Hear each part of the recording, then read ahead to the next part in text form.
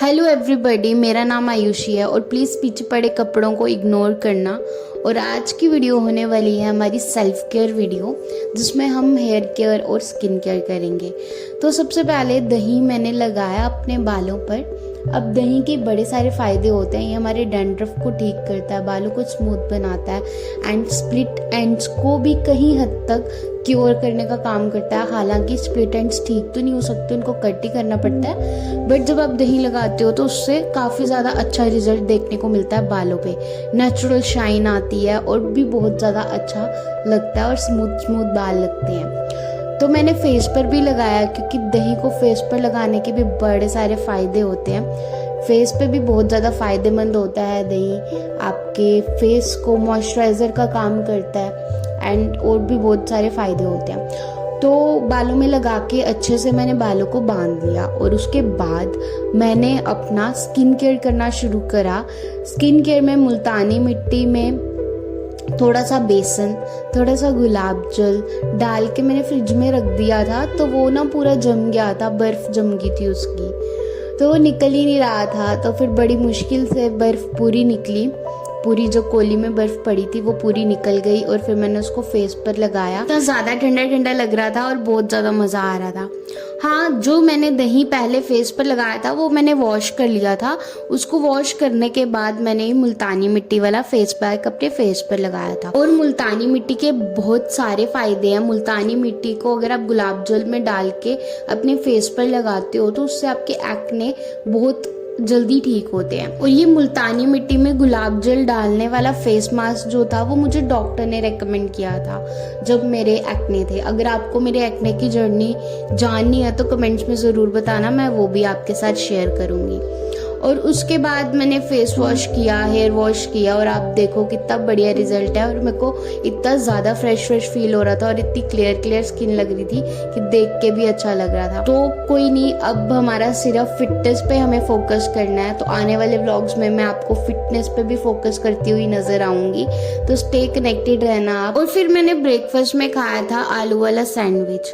सबने आलू के परांठे खाए थे बट मैंने आलू का सैंडविच खाया था। और इस व्लॉग में आपको सबसे हैरानी वाली चीज देखने को ये मिलेगी कि किचन में कुकिंग कौन कर रहा है। कुकिंग मेरा भाई कर रहा है। और देखो मम्मा कितनी खुश हो रही है कि वाह टेस्टी टेस्टी खाना बना रहा है। खाना क्या बना रहा था, वो मैगी बना रहा था, टमाटर प्याज वाली। वैसे तो वो बॉइल्ड मैगी बना लेता है, बट टमाटर प्याज वाली पहली बार या शायद पहले भी बनाई होगी, पता नहीं, बट बना रहा था।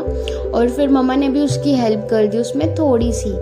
तो फिर देखो आगे हम बहुत ज़्यादा खुश थे, डांस कर रहे थे, पीछे गाने भी चल रहे थे, उस वजह से भी डांस कर रहे थे।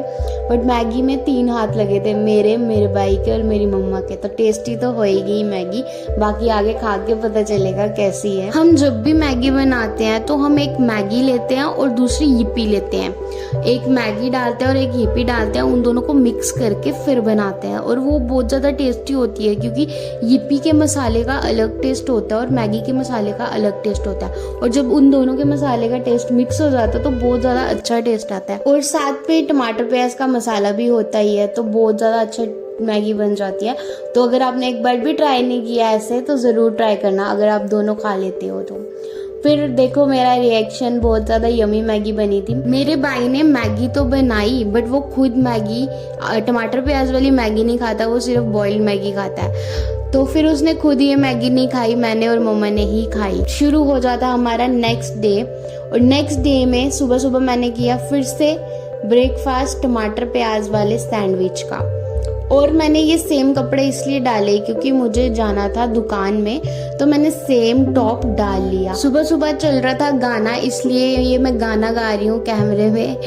तो अब गाना तो डाल नहीं सकते क्योंकि कॉपीराइट आ सकता है, तो इसलिए गाना मैंने कट कर दिया। बट आप ऐसे देखो और मेरी ऑडियो सुनो। और फिर टमाटर प्याज वाला मसाला हम कैसे बनाते हैं, हम टमाटर प्याज छोटा छोटा कट करके उसमें थोड़ी सी मलाई डालते हैं, उसमें नमक डालते हैं, और अगर आपके पास ऑरिगेनो चिली फ्लेक्स है आप वो भी डाल सकते हो, या फिर कोई भी मसाला डाल सकते हो, जो भी आपके घर पर अवेलेबल हो वो वाला मसाला आप ऐड कर सकते हो। फिर मैं अपनी शॉप पर आ गई और डैडी चले गए सामान लेने। तो फिर मैं काफ़ी देर दुकान में बैठी थी जब तक डैडी सामान ला रहे थे। और फिर उसके बाद जब सामान ले आए और फिर मैं घर पर आ गई थी। तो आप लोग बताओ ये 2-3 दिन का व्लॉग आप लोगों को कैसा लग रहा है। अगर अच्छा लग रहा है तो ज़रूर कमेंट्स में बताना, और अच्छा नहीं लगेगा तो भी ज़रूर बताना। और शाम को मैं और मम्मा बाहर गए थे और नेक्स्ट डे पे था निर्जला कास्ती, तो जो भी मंसने वगैरह का सामान होता है वो मम्मा मंस रही है। तो bye bye, take care everyone, मिलते हैं नेक्स्ट व्लॉग में।